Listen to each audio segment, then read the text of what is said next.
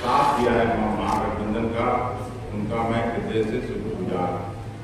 शायद ही एक आध सीट है जहाँ हम लोग का अच्छा नहीं हुआ, उस जगह प्रशासन की वजह से, और नहीं तो प्रायः सभी सीटों पर कांग्रेस सहित राष्ट्रीय जनता दल और वाम दलों के उम्मीदवार जीतने जा रहे हैं। नमस्कार, आप देख रहे हैं सिटी पोस्ट लाइव और मैं हूं आपके साथ हर्षिता प्रताप सिंह। जदयू को एक और बड़ा झटका लगा है। आपको बता दें कि पूनम देवी 24 साल के बाद जदयू छोड़कर अब कांग्रेस में शामिल हो गई हैं। कांग्रेस के प्रदेश अध्यक्ष अखिलेश सिंह ने पूनम देवी को कांग्रेस की सदस्यता ग्रहण कराई, तो वहीं अखिलेश सिंह ने भाजपा पर जमकर निशाना साधा, बड़ा दावा किया है अपनी जीत का और यहां तक कह दिया है कि जो सीटें भाजपा की गढ़ मानी जाती थी उन सीटों पर भी भाजपा हारने वाली है और कांग्रेस जीत रही है इन तमाम सीटों पर। तो वहीं कांग्रेस में शामिल होने के बाद पूनम देवी कहती नजर आई कि मेरा 24 साल का जो वनवास है वो खत्म हुआ है और 24 साल के बाद मैं कांग्रेस में वापस आई हूं। साथ ही वो बताती नजर आई कि उन्होंने वापस कांग्रेस की सदस्यता क्यों ग्रहण की, साथ ही भाजपा पर निशाना साधा, भाजपा को बेरोजगारी के लिए आरोपी बताया, तमाम तरीके के आरोप लगाती नजर आ रही थी भाजपा पर, जदयू पर। साथ ही कह रही थी कि उनका 24 वर्षों का वनवास खत्म हुआ है, जिसके बाद आज वो फिर से कांग्रेस में शामिल हुई हैं। कांग्रेस की सदस्यता ग्रहण करने के बाद क्या कुछ कह रही थी पूनम देवी, हम आपको छोड़े जाते हैं उनकी बातों के साथ। इंद्रमणि जी जो पटना जिला के उपाध्यक्ष जी हैं कांग्रेस के, तमाम सभी भाइयों एवं बहनों, सबसे पहले तो हमारे बहुत नए भी पत्रकार लोग जुड़ गए हैं, नए लोग भी जुड़ गए हैं, उनको पता नहीं होगा कि हम 1985 में कांग्रेस से जुड़े थे और इसी सदाकत आश्रम में भी आए थे पहली बार। और कांग्रेस से जुड़ने के बाद मसूरी से हमको विधानसभा का टिकट मिला था और मसूरी से हम काफी वोट से वहाँ से चुनाव जीते थे। उसके बाद 1990 में भी चुनाव लड़े, लेकिन कुछ उस समय का ऐसा माहौल था जिसके वजह से मात्र 259 वोट से हार गए।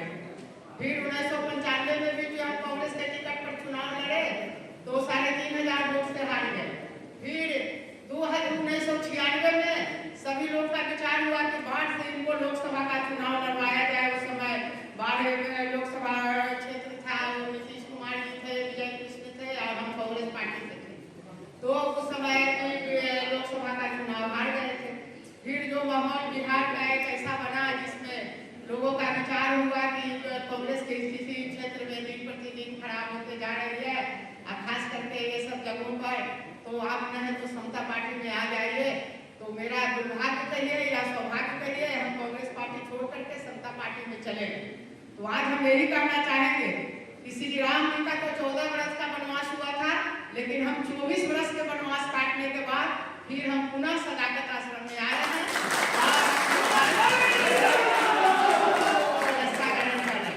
ऐसे हर लोकसभा चुनाव का तो एक अलग महत्व होता है, लेकिन यह जो लोकसभा का चुनाव हो रहा है 2024 में, यह हर दृष्टिकोण से अत्यंत महत्वपूर्ण है।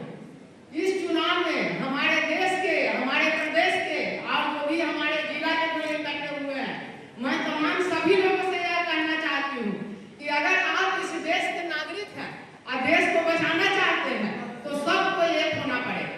और नहीं तो ये देश दिन प्रतिदिन हमारे युवा भाई बेरोजगार बने हुए हैं, जिनको रोजगार नहीं मिल रहा है, महंगाई दिन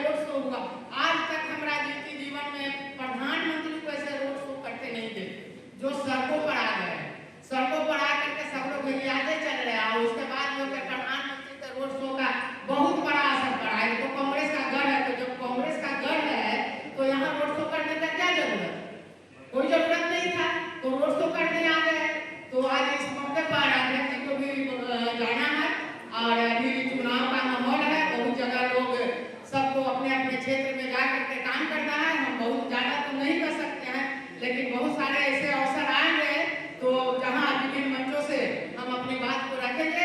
मुझे पूरी तरह से उम्मीद है कि भाई अखिलेश जी के नेतृत्व में बिहार आगे बढ़ेगा। कांग्रेस के यहाँ की बहुत सुधार होगी। आज हमारे कांग्रेस के गांव-गांव में भी है, उसको जागृत करने का जरूरत है। जैसे हर गांव में जहाँ भी जाइएगा 2, 4, 10, 20 कांग्रेस के लोग हैं, लेकिन उनको कोई पूछने वाला नहीं है। हम लोग आ गए हैं, हम लोग जाकर उनको जागृत करेंगे, उनको एक्टिवेट करेंगे।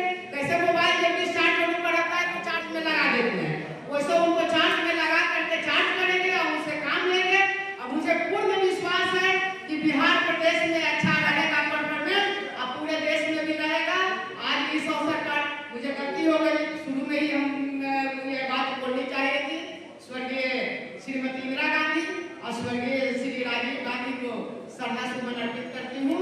और साथ ही युवा नेता हमारे राहुल गांधी जी हैं, उनको हम शुभकामना देना चाहते हैं कि आप तरक्की कीजिए, आगे बढ़िए। कोई ऐसा नेता नहीं है जो देश में 4000 किलोमीटर का जो पैदल यात्रा किया हो, तो 4000 किलोमीटर का पैदल यात्रा करने वाले राहुल गांधी जी को हम यही शुभकामना देना चाहते हैं कि आप देश के भागदौड़ अपने हाथ में संभालिए और देश को संचालित कीजिए और देश बेचने वाले आदमी को गद्दी से उतारिए। भाजपा भगाओ, देश बचाओ। जय हिंद, जय। मित्रों, इस अवसर पर उपस्थित लाल बाबू जी, अम्बुज झा जी, राजेश राठौर जी, संजय यादव जी, सुमन मलिक जी, पूजन बाबू, नरेंद्र कुशवाहा जी और पूनम जी के सभी सहयोगी, हम हृदय से पूनम जी का कांग्रेस में स्वागत करते हैं और इनके आने से निश्चित रूप से पटना की दोनों सीटें, जहानाबाद की सीट और बिहार में हर जगह इनके साथ काम करने वाले लोग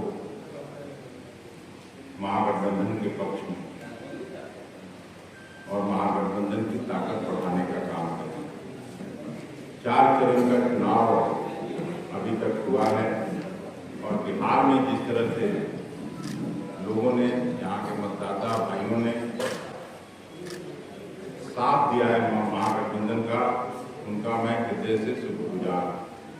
शायद ही एक आध सीट है जहाँ हम लोग का अच्छा नहीं हुआ, कुछ जगह प्रशासन की वजह से, और नहीं तो प्रायः सभी सीटों पर कांग्रेस सहित राष्ट्रीय जनता दल और वाम दलों के उम्मीदवार जीतने जा रहे हैं। जो सीट इनका गढ़ समझा जाता था, वो भी सीट इस बार भारतीय जनता पार्टी हार रही।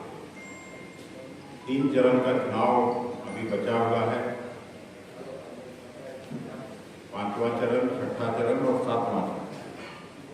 इसमें सभी महागठबंधन के साथी, महागठबंधन के कार्यकर्ता और नेता पूरी ताकत से हम लोग भारतीय जनता पार्टी और जनता दल के उम्मीदवारों को हराने में लगे हुए हैं।